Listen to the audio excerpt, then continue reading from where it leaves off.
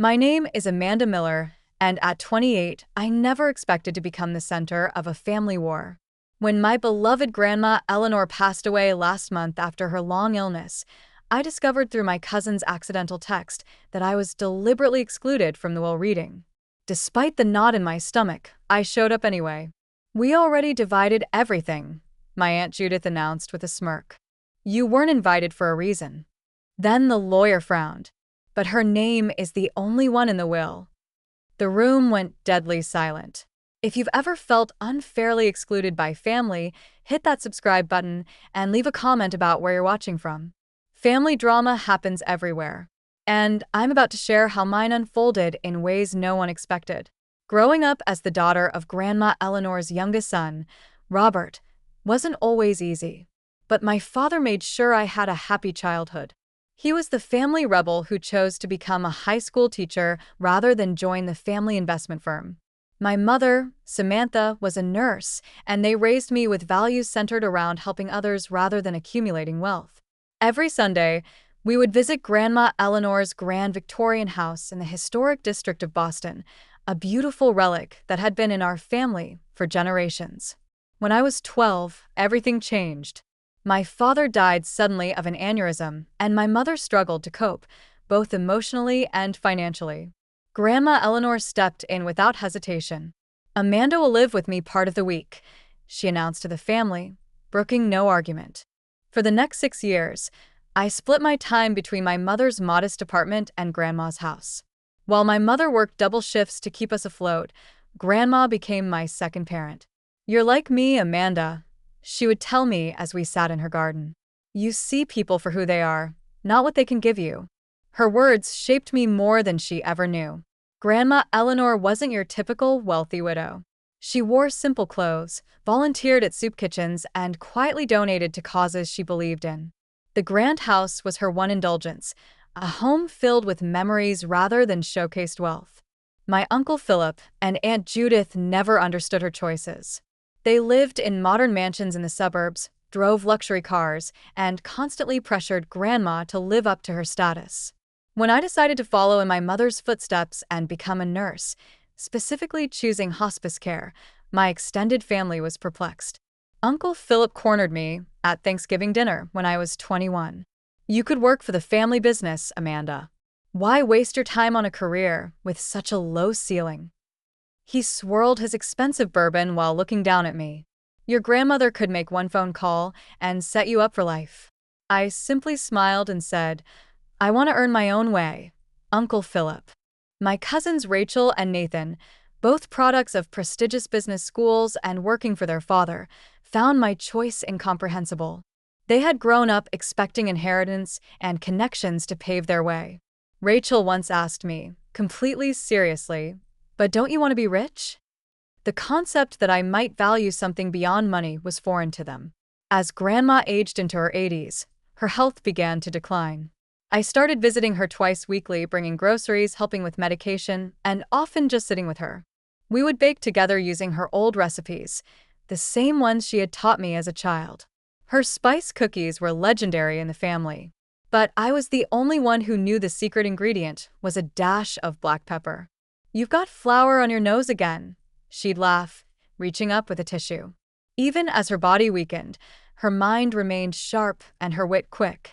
During these visits, she would tell me stories about our family history that no one else seemed interested in hearing, how her own grandmother had been one of the first female doctors in Massachusetts, how the family fortune had originally come from her grandfather's invention of a specialized textile machine. Stories of struggle, perseverance, and occasional failure that humanized our family beyond the polished facade presented at holiday gatherings. "Remember Amanda?" she told me during one such afternoon. "Wealth doesn't make a person worthy. How they treat others when they think there's nothing to gain, that's the true measure of character." Meanwhile, as Grandma's health issues became more pronounced, the rest of the family visited only sporadically. Uncle Philip would stop by monthly, spending more time examining the condition of the house than connecting with his mother. Aunt Judith would bring expensive gifts that Grandma had no use for, then leave after precisely 1 hour. My cousins rarely visited unless there was a holiday meal involved. The December before Grandma passed, she gave me a small wooden box. "This was my mother's," she said, placing it in my hands. Inside was a simple pearl necklace. Nothing flashy or particularly valuable. "It's beautiful," I said, genuinely touched. "I want you to have it now," she insisted. "The others would just see pearls, but you'll understand their value comes from who wore them." I had no idea then that this small gift would later be held against me.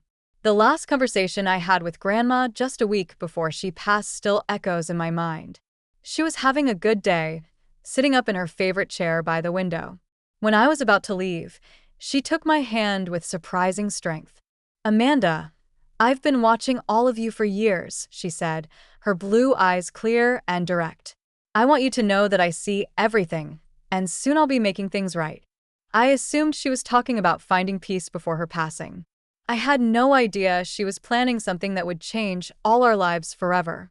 The first major rift in our family happened 3 years ago when Grandma was 85. Uncle Philip called a family meeting at Grandma's house, ostensibly to discuss her care. When I arrived, I found not just family, but also a real estate agent waiting in the living room. "We've been discussing selling the lake house," Uncle Philip announced, referring to our family's vacation property in New Hampshire. Grandma had spent every summer there since she was a child. "It's sitting empty most of the year and the maintenance costs are ridiculous." I glanced at Grandma, whose expression was carefully neutral, but I knew her well enough to see the tightness around her mouth. "Has Grandma agreed to this?" I asked. Uncle Philip waved dismissively. "Mother understands it's the practical choice. At her age, she can't enjoy it anymore anyway." "Actually," I said, "we were just talking last week about her wanting to spend a few weeks there this summer." The room went silent. Aunt Judith cleared her throat. "Amanda, dear, perhaps you misunderstood. Mother knows her limitations." Grandma finally spoke up. "I did say that to Amanda. I have no intention of selling my lake house." The real estate agent awkwardly excused herself. And once she left, Uncle Philip turned on me. "You always do this," he snapped. "You think you know what's best because you spend more time here, but you don't understand the financial considerations." "What I understand," I replied evenly, "is that Grandma should make her own decisions about her property." That night, after everyone else had left, Uncle Philip cornered me in the kitchen. "Listen carefully," he said, his voice low. "You may think you're special to her, but you're pushing your luck. Don't forget who built this family's wealth, and it certainly wasn't your father." The jab about my father stung, but I stood my ground. "This isn't about money, Uncle Philip. It's about respecting Grandma's wishes." From that day forward, Uncle Philip began what I can only describe as a campaign against me. It started subtly, comments to other family members about how I was manipulating Grandma, suggestions that I was positioning myself for special treatment in the will. By Christmas that year, it was clear that many in the extended family had turned against me. At the holiday dinner, Aunt Judith accidentally excluded me from the family photo. Cousin Rachel made pointed comments about fortune hunters while looking directly at me. Even my mother's sister, Aunt Grace, who had always been kind to me, was noticeably distant. After dinner, I overheard Uncle Philip talking to my cousin Nathan. "We need to protect Eleanor from Amanda's influence. She's got her wrapped around her finger, and who knows what she's convincing her to do with the estate." I tried to address these suspicions directly. I sent emails to my aunts and uncles explaining that I had no interest in Grandma's money, that I just wanted her final years to be comfortable and on her terms. The responses were tepid at best. Aunt Judith replied with a terse, "We all want what's best for Mother," while others didn't respond at all. The following Easter, the family held a gathering at Uncle Philip's house. I wasn't invited, but learned about it through social media when Rachel posted photos. In one picture, Grandma sat in the corner looking frail and confused. I called her that evening. "Did you enjoy the Easter gathering?" I asked carefully. "It was fine," she said, then lowered her voice. "But they didn't serve the deviled eggs the way I like them. And Philip's house is always too cold." "I wish I could have been there," I said. There was a pause. "You weren't invited." The genuine surprise in her voice confirmed my suspicions. She hadn't been told I was excluded. As Grandma's health declined more rapidly, the family began actively limiting my access to her. Aunt Judith instituted a visiting schedule that allocated me only 2 hours on Sunday afternoons, claiming it was to avoid tiring Mother out. When I arrived for these visits, I often found a cousin or aunt suddenly deciding to drop in at the same time, making private conversations impossible. In response, I found creative ways to maintain our connection. I would bring lunch to share with Grandma on my days off from the hospice center. The home health aide, Maria, who genuinely cared for Grandma, would sometimes call me directly when she thought Grandma needed company or was having a particularly good day. The last Christmas before she died, I wasn't invited to the family gathering at all. I received a text from Aunt Judith. "We're keeping the holidays small this year. Mother needs rest." Later, I discovered from Maria that small meant everyone except me. So on Christmas Eve, I dropped off a package with Maria, Grandma's favorite spice cookies that we used to bake together, a soft cashmere shawl in her favorite blue, and a photo album I'd created with pictures from her lake house across the decades. When Grandma passed away in April, I didn't get the news directly from family. Maria called me in tears from Grandma's house. By the time I arrived, Uncle Philip and Aunt Judith were already there speaking with the funeral director about arrangements. "Oh, Amanda," Aunt Judith said with artificial sweetness when she saw me. "We were going to call you, of course."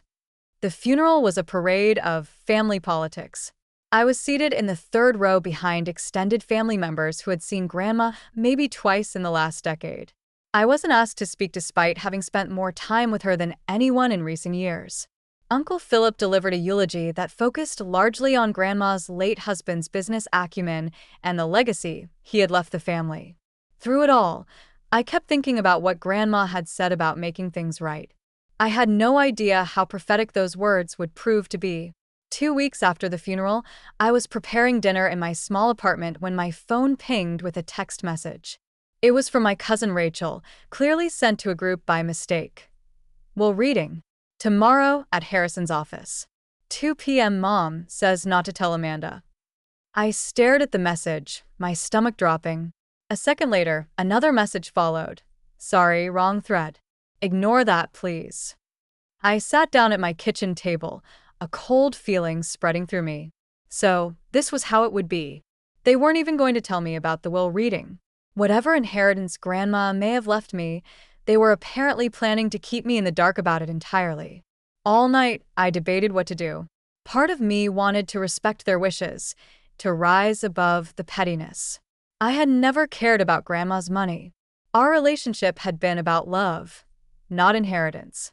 But another part of me, a stronger part, felt that Grandma would want me there. If nothing else, I deserved to hear her final wishes, even if she had left me nothing. By morning, I had made my decision. I called in to take the day off from work, something I rarely did. I carefully selected my outfit, a simple navy blue dress that Grandma had always complimented, professional, but not showy. I wanted to look respectful, not like someone desperate for money. As I drove to the law office in downtown Boston, my hands were shaking on the steering wheel. I rehearsed what I might say, how I would handle the inevitable confrontation. In the parking lot, I sat for several minutes, gathering my courage. "Stand up for yourself, Amanda." I could almost hear Grandma say, "You belong anywhere I wanted you to be." The law office of Harrison and Associates occupied the top floor of a distinguished old building. When the elevator doors opened, I saw them immediately. Uncle Philip and Aunt Judith, my cousins Rachel and Nathan, Aunt Grace and her husband Tom, even distant cousin Louis, who had barely spoken to Grandma in a decade. They were clustered in the waiting area, speaking in low voices. Aunt Judith saw me first. Her face froze in mid-sentence, then quickly rearranged itself into a mask of disapproval. "Amanda," she said loudly, causing everyone else to turn, "what are you doing here?" I lifted my chin slightly. "I'm here for Grandma's will reading." Uncle Philip stepped forward, physically placing himself between me and the group. "You weren't invited. This is for family." "I am family," I said simply. "You know what he means," Rachel interjected. "Family who respected Grandma's wishes instead of trying to influence her." Before I could respond, A door opened, and an elderly man with silver hair and kind eyes appeared. "Are we all here for the Eleanor Miller estate?" he asked, then noticed the tension. "Is there a problem?" Aunt Judith stepped forward with her most charming smile. "Mr. Harrison, there seems to be a misunderstanding. Amanda wasn't supposed to be included in today's reading." Mr. Harrison looked confused. "Miss Amanda Miller, Eleanor's granddaughter?" "Yes, that's me," I confirmed. He consulted his clipboard. "Then you're definitely supposed to be here. Please, everyone come in." The conference room was elegant, but not ostentatious, with a long mahogany table and comfortable leather chairs. I took a seat near the door, feeling every eye on me. The whispers were barely concealed. She must have found out somehow. Philip is going to be furious. After everything she pulled with the lake house. Mr. Harrison cleared his throat, bringing the room to order. "Before we begin, I should mention that I was Eleanor's friend as well as her attorney for over 30 years. She was very specific about her wishes, and I intend to honor them exactly." He began to reach for a folder, but Aunt Judith interrupted. "Mr. Harrison, I feel I should explain the situation with Amanda. She wasn't invited today because we've already discussed the distribution of most items. We didn't want to waste your time." I felt my face burning as everyone turned to look at me again. "We already divided everything," my aunt announced with finality. "You weren't invited for a reason." Mr. Harrison frowned, looking genuinely puzzled. "I'm afraid there's been a serious misunderstanding, Mrs. Carter. Nothing should have been distributed yet." He looked directly at me. "And as for Ms. Amanda Miller not being invited," he opened the folder in front of him and adjusted his glasses. "That would be highly irregular considering the contents of the will." "What do you mean?" Uncle Philip demanded. Mr. Harrison looked up, his expression professionally neutral, but with something like satisfaction in his eyes. "I mean that her name is the only one in the will." The room went deadly silent. I felt as though all the air had been sucked out, leaving us in a vacuum where no one dared to breathe. "That's impossible," Uncle Philip finally sputtered. "There must be some mistake." "I assure you, there is not," Mr. Harrison replied, his tone making it clear he was not a man who made mistakes. "Perhaps it would be best if I simply read the will as Eleanor intended." Mr. Harrison put on his reading glasses and began in a clear, steady voice. "I, Eleanor Catherine Miller, being of sound mind and body, hereby declare this to be my last will and testament, revoking all previous wills and codicils." The formal legal language continued for a moment before he reached the critical section. "After careful consideration and observation of my family over these past years, I have come to a decision regarding the distribution of my estate. I hereby bequeath all my property, both real and personal, including but not limited to my primary residence at 47 Beacon Hill Avenue, my vacation property at Lake Winnipegacy, all financial accounts, investments, personal belongings, and family heirlooms to my granddaughter, Amanda Rose Miller." There was a collective gasp. Rachel dropped her water glass, sending it shattering across the hardwood floor. No one moved to clean it up. "This can't be legal," Uncle Philip said, his face turning an alarming shade of red. Mr. Harrison continued, as if he hadn't been interrupted. "I have enclosed a personal letter explaining my decisions, which Mr. Harrison will provide to Amanda privately. However, I wish to make clear that this decision was made with full awareness and careful consideration." He looked up from the document. "There is more, but perhaps we should address the immediate concerns first." Aunt Judith was crying now, mascara tracking down her cheeks.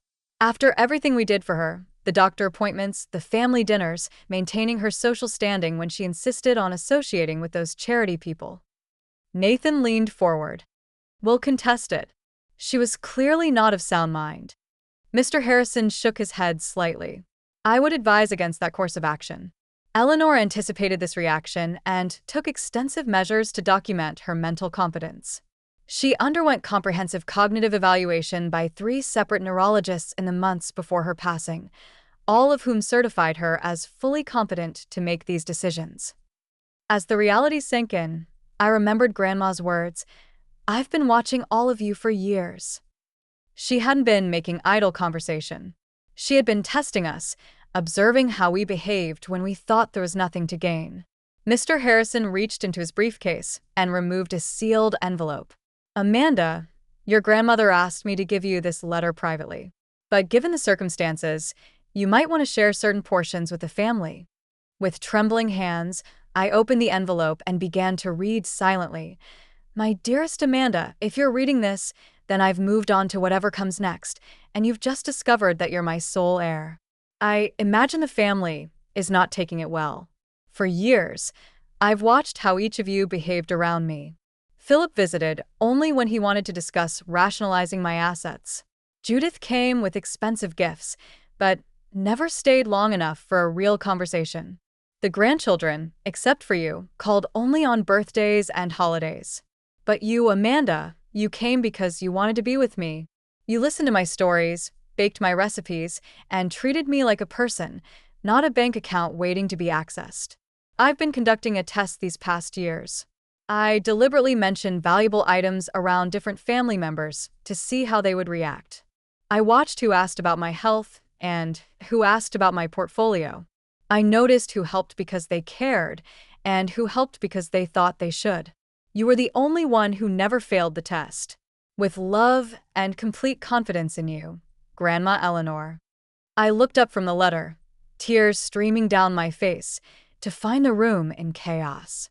Uncle Philip was on his phone, presumably calling his lawyer. Aunt Judith was berating Mr. Harrison about undue influence. Rachel was sobbing dramatically while Nathan stared blankly at the wall. There's something else you should all know, Mr. Harrison said loudly, cutting through the noise. Eleanor documented everything. She kept meticulous records of visits, conversations, and behaviors. She installed a security system in her home 2 years ago that tracked who came and went. She saved text messages and emails. She even recorded some conversations, which is legal in Massachusetts as long as one party consents. He opened another folder. Furthermore, Eleanor was aware that items had already been removed from her home without her permission. She maintained a complete inventory with photographs of all her possessions. That's ridiculous, Aunt Judith scoffed, but her voice lacked conviction. Is it? Mr. Harrison raised an eyebrow. Then perhaps you can explain why the Tiffany lamp from the study is currently in your living room. Or why Eleanor's diamond tennis bracelet was worn by Rachel at a charity event last month. Or why paintings from the lake house have been photographed in Philip's office. The color drained from their faces. The will includes a condition, Mr. Harrison continued. Any items removed from Eleanor's properties must be returned within 30 days. Failure to do so will result in legal action. Uncle Philip finally exploded. This is your doing, he shouted at me, pointing a trembling finger. You manipulated a confused old woman. You turned her against her own family. I thought of all the Sunday afternoons I'd spent with Grandma, talking about books and birds and family history. I thought of the times I'd driven her to doctor appointments when no one else would take time off work. I thought of the simple joy on her face when I brought her favorite ice cream, just because it was Tuesday. No, Uncle Philip, I said quietly. Grandma knew exactly what she was doing. She always did. The next few weeks were a nightmare. I left Mr. Harrison's office that day with Grandma's letter clutched to my chest and my family's threats echoing in my ears. Uncle Philip's final words to me were, "This isn't over. Not by a long shot." He wasn't lying. The very next morning, my phone began ringing before dawn. First Aunt Judith, then Cousin Rachel, then relatives I barely knew, all demanding explanations, making accusations, or attempting to negotiate for items they felt entitled to. I stopped answering unknown numbers, but the voicemails piled up. Amanda, this is your Aunt Judith. I expect you to do the right thing here. Your grandmother wasn't thinking clearly. We all know it. Call me back immediately. Hey, it's Nathan. Look, I know we haven't been close, but that silver set was promised to me years ago. I can send you the email where Grandma mentioned it. Amanda, this is Uncle Philip. My lawyer will be contacting you. What you've done is despicable and won't stand up in court. By the end of the week, the harassment had moved online. Rachel posted a thinly veiled attack on social media. Amazing how some people can pretend to care about family just to get what they want. True colors always show eventually. Distant relatives I hadn't spoken to in years were suddenly messaging me, either condemning me or trying to establish a friendly connection now that I had inherited wealth. I changed my phone number and locked down my social media accounts. But the stress was taking a physical toll. I wasn't sleeping. I had constant headaches. And my supervisor at the hospice center noticed I was making small errors I never would have made before. "Amanda, is everything all right?" she asked after I forgot to document a medication change. "This isn't like you." I broke down and told her everything. She immediately insisted I take a week of personal leave. "Your patients need you at your best," she said kindly. "Take some time to get your legal affairs in order." During that week, I finally visited Grandma's house, my house now, according to the will. I used the key I'd had for years and walked into the silent, empty rooms that still smelled faintly of her perfume. But something was wrong. The house felt hollow, with conspicuous empty spaces on walls and shelves. Moving from room to room, I began to realize the extent of what had happened. The antique clock that had always stood in the hallway gone. The collection of crystal figurines Grandma had treasured, missing several pieces. Her jewelry box in the bedroom, nearly empty. They had already taken so much. Not just valuable items, but things of purely sentimental value. The hand-knit Afghan Grandma's mother had made, the collection of souvenir spoons from her travels with Grandpa, even the worn recipe book where she had penciled notes in the margins. I sank onto her bed, stripped now of the handmade quilt that should have been there, and sobbed until I had no tears left. It wasn't about the monetary value. It was the erasure of her presence, the theft of memories I had hoped to keep close. In the back of her closet, I found a small safe I hadn't known about. After trying several combinations that might be meaningful to her, I finally used her birthday, and it opened. Inside was a leather-bound journal, several USB drives, and a note in her handwriting. "For Amanda. Use if necessary." The journal detailed everything. Every visit, every conversation, every borrowed item that was never returned. She had been documenting the family's behavior for years, creating a record that would be impossible to dispute. The USB drives contained backup copies of emails, photographs of her possessions, and even audio recordings. One entry from 6 months before her death stood out. "Philip visited today. Spent 10 minutes asking about my health, then an hour trying to convince me to streamline my estate by selling the lake property. When I refused, he became quite irritated and said I was being irrational about a depreciating asset. What he doesn't know is that I had the property appraised last month. It's worth nearly double what it was when Harold and I bought it. Philip has never understood the difference between price and value." Another entry was even more telling. "Judith brought Rachel for a casual visit today. While Judith kept me occupied in the living room, Rachel disappeared upstairs for nearly 20 minutes. After they left, I checked my jewelry box. As I suspected, my tennis bracelet is now missing. I've updated the inventory and taken photos of the empty space. I wonder if they realize there are cameras in the upstairs hallway now." Armed with this evidence, I contacted Mr. Harrison again. "I need to fight back," I told him. "They've already taken so much." "Eleanor suspected this might happen," he said gravely. "She was very thorough in her preparations. I'll connect you with a litigation attorney who specializes in contested wills and estate theft." The attorney, Sarah Donovan, was a formidable woman in her 50s with a reputation for being relentless. She reviewed Grandma's documentation and immediately began drafting cease and desist letters to everyone who had taken items from the house. "This is one of the most well-documented cases I've ever seen," she told me. "Your grandmother was extraordinarily methodical." The legal pushback only intensified the family's campaign against me. Uncle Philip, true to his word, filed a lawsuit contesting the will on grounds of undue influence and lack of testamentary capacity. Aunt Judith began calling my colleagues at the hospice center, insinuating that I had neglected patients to spend time manipulating my grandmother. The director of the center called me into her office. "Amanda, I know these accusations are baseless, but they're becoming disruptive. Several families have expressed concerns after receiving calls from your aunt. My professional reputation, which I had built through years of dedicated care, was being systematically attacked. The stress became so severe that I developed insomnia and started having panic attacks. My doctor prescribed anxiety medication and strongly recommended therapy. Your physical symptoms are a direct result of this ongoing stress, she explained. This level of family conflict creates genuine trauma. Just when I thought things couldn't get worse, I received an email from a local reporter asking for comment on the Miller family estate dispute that has divided one of Boston's oldest families. Somehow, the story had leaked to the press. That night, alone in my apartment with the curtains drawn, I hit my lowest point. I seriously considered giving up, signing over the inheritance just to make the nightmare end. I pulled out Grandma's letter again, seeking comfort in her words, when my phone pinged with a text from an unknown number.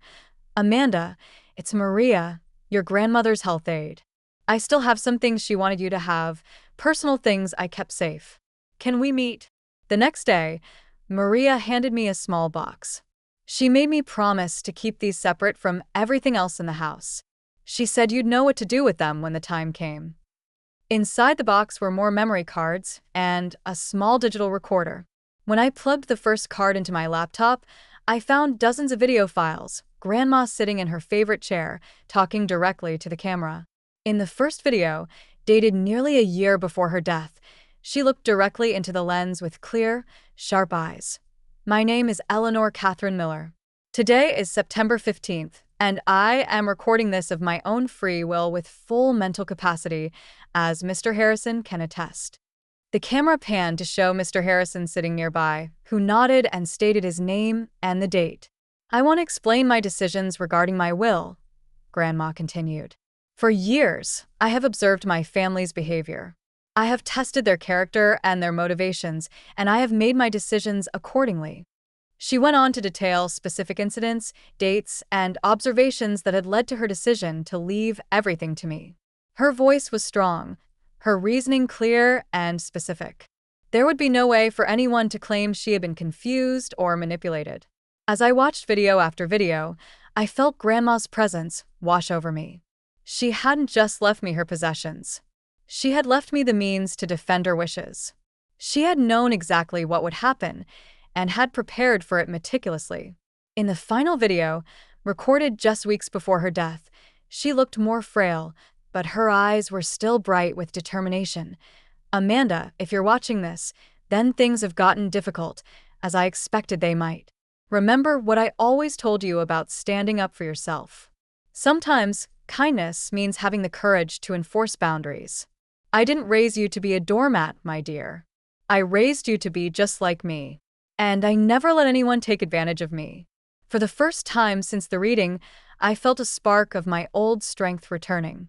Grandma had trusted me not just with her possessions, but with her legacy. I couldn't let her down. The next morning, I called Sarah Donovan. "I have something you need to see," I told her, and brought over all the videos and recordings. After reviewing them, she leaned back in her chair with the first genuine smile I'd seen from her. "This changes everything. Your grandmother didn't just build a case, she created a fortress." With this new evidence, we developed a comprehensive strategy. First, we filed a formal inventory of all missing items with the probate court, complete with photographs and documentation of their current locations. Then, we sent formal legal demands for the return of every item, with a clear deadline. Simultaneously, Sarah filed a motion to dismiss Uncle Philip's lawsuit contesting the will, attaching Grandma's videos as exhibits. "No judge in the Commonwealth will rule against your grandmother after seeing these," she assured me. We also reached out to the hospice center's legal team, providing evidence that the accusations against me were part of a targeted harassment campaign.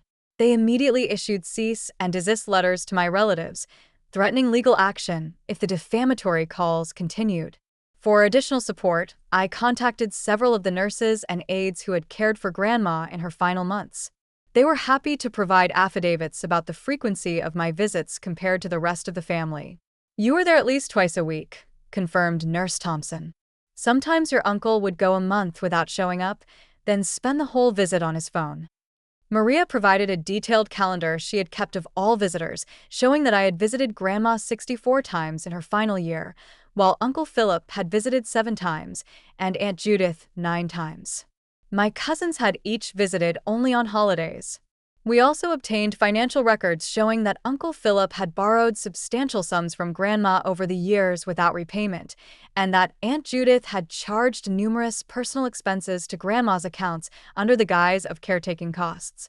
Armed with this mountain of evidence, Sarah suggested we call a family meeting at her office. Sometimes showing your full hand at once can avoid months of unnecessary litigation, she explained. The day of the meeting, I arrived early, my stomach in knots despite our strong position. One by one, they filed in: Uncle Philip with his attorney, a nervously looking man who kept checking his watch; Aunt Judith, who refused to meet my eyes; cousins Rachel and Nathan, both trying to affect bored expressions that couldn't quite hide their anxiety. "Thank you all for coming," Sarah began once everyone was seated. "We've asked for this meeting to resolve some outstanding issues regarding Eleanor Miller's estate." Uncle Philip's attorney immediately launched into a prepared statement about significant concerns regarding undue influence and questions about testamentary capacity. Sarah let him finish before responding. "Before we proceed further, there are some materials I think everyone should review." She pressed a button on a remote, and the large screen on the wall came to life with Grandma's face. "My name is Eleanor Catherine Miller." Her clear voice filled the room. "Today is September 15th, and I am recording this of my own free will." As the video played, I watched my family's faces. Uncle Philip grew increasingly pale. Aunt Judith's hand flew to her mouth. Rachel began to cry silently.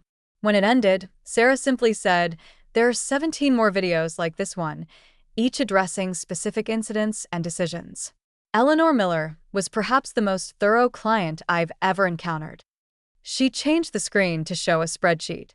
"This is the current inventory of items removed from Eleanor's properties without permission. Next to each item is its location, documentation of its removal, and its approximate value for insurance purposes. The total currently stands at just over $400,000. The room was deadly silent. "Ms. Miller is prepared to file criminal charges for theft if these items are not returned within 7 days, Sarah continued, her voice matter of fact. "Additionally, we have documentation of financial exploitation that could be of interest to the district attorney's office." Uncle Philip's attorney leaned over and whispered urgently in his ear. After a moment, Uncle Philip cleared his throat. "Perhaps we've all been hasty. Emotions run high after a loss like this, especially when there's money involved." I couldn't help adding. The meeting ended with Uncle Philip's attorney requesting time to review the evidence and advise his client. 2 days later, he called Sarah to inform her that they would be withdrawing their lawsuit contesting the will. Within a week, items began appearing on Grandma's porch, delivered by moving companies rather than returned in person. The jewelry came back via courier, each piece carefully packaged. No notes, no apologies, but at least they were complying.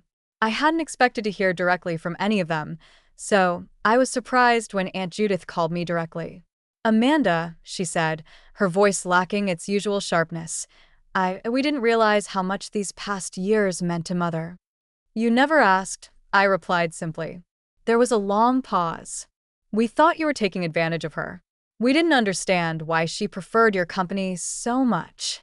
Because I saw her as a person, not a balance sheet." Another pause. "Some of us would like to talk, to explain, maybe even to apologize." I considered her words. "I'm willing to listen, but I need time." After we hung up, I sat in Grandma's living room. Truly my living room now, surrounded by the returned items that carried her memory. The victories of the past weeks felt hollow, in some ways. I had the house, the possessions, the legal validation. But I'd lost what remained of my family in the process. The next day, I took action. I called each family member individually, offering them the opportunity to select one sentimental item from Grandma's belongings. Not the most valuable things, but something meaningful to remember her by. Some declined, still too proud or angry. But Rachel surprised me by asking for Grandma's recipe book. "She taught me to make snickerdoodles once," she admitted. It's one of my few good memories with her. Nathan requested Grandpa's old fishing tackle box from the lake house. He took me fishing a few times when I was really little before everything got so complicated.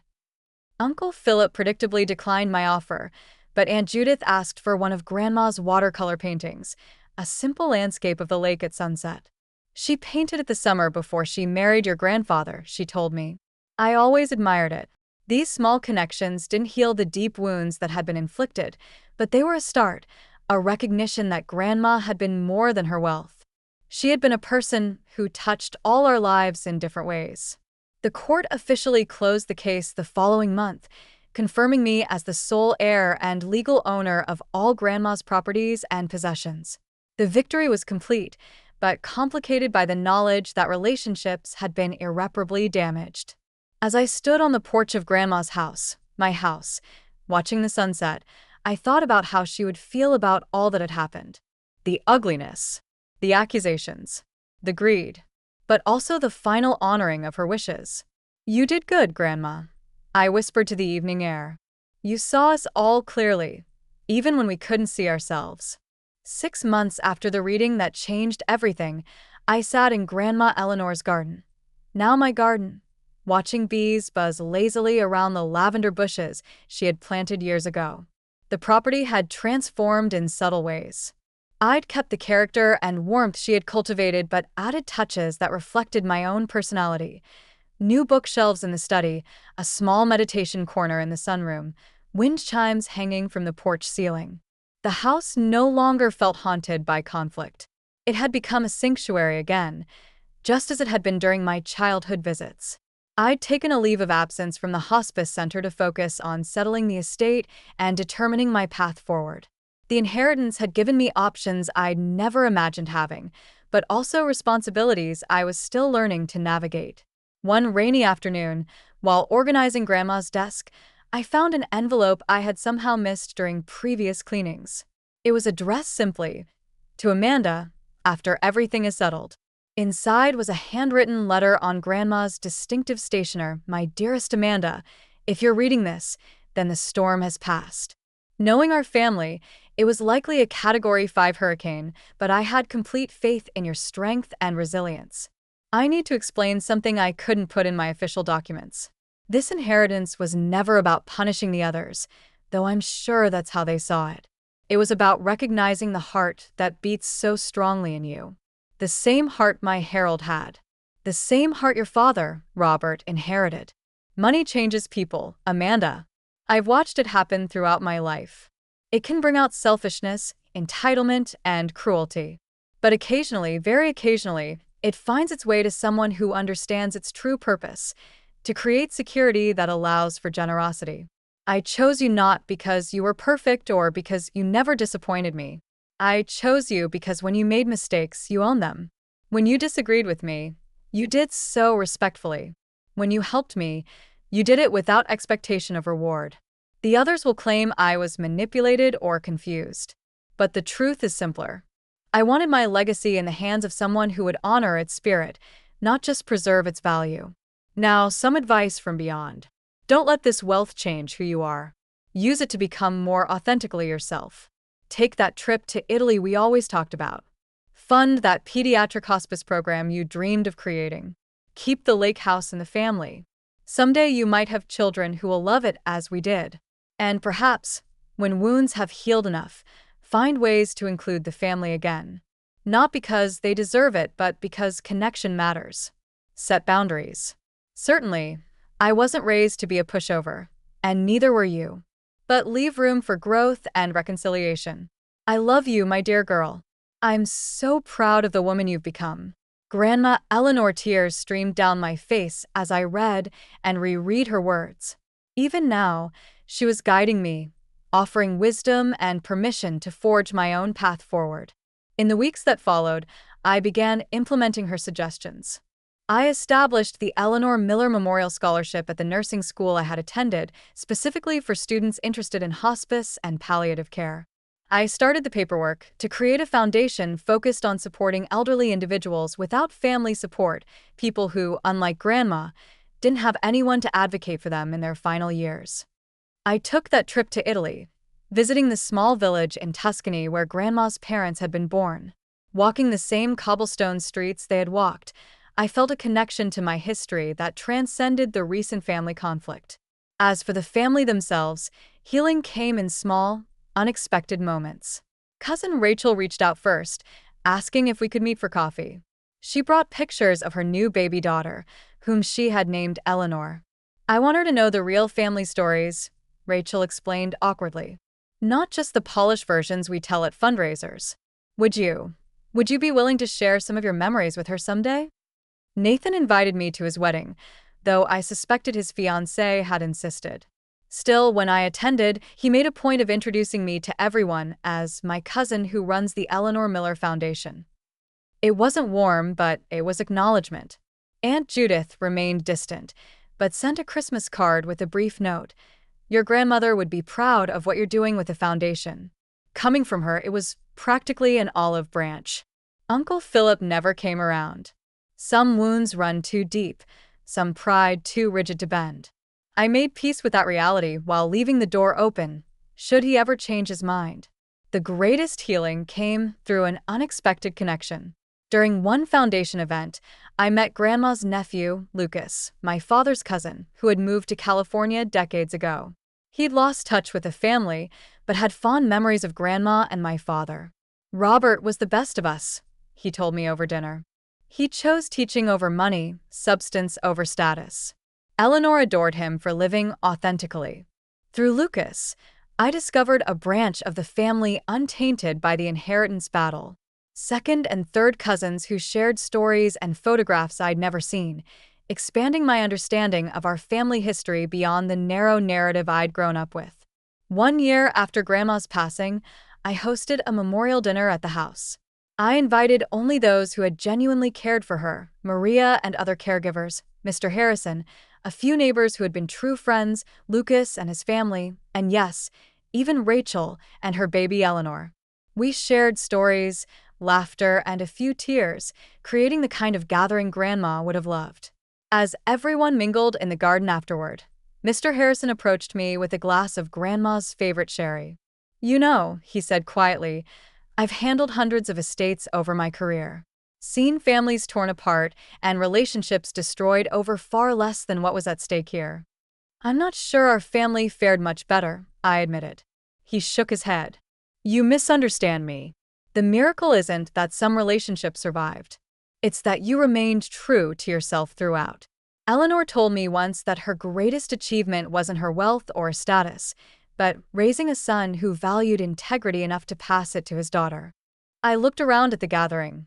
Not the family I had expected to have, but a chosen family bound by genuine love and respect. Inside, on the mantel, Grandma Eleanor's photograph watched over us all, her slight smile seeming to say she had known how everything would unfold.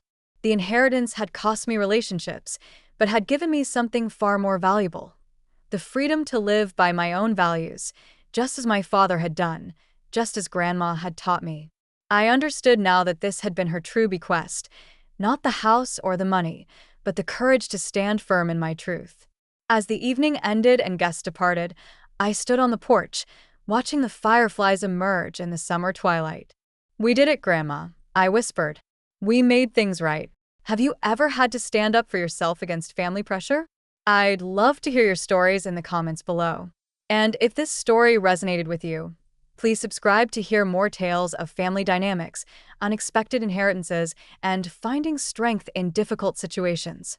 Remember that sometimes the most valuable inheritance isn't measured in dollars, but in the lessons and love we carry forward. Thank you for listening to my story today. May you always find the courage to honor your own truth, just as my Grandma Eleanor taught.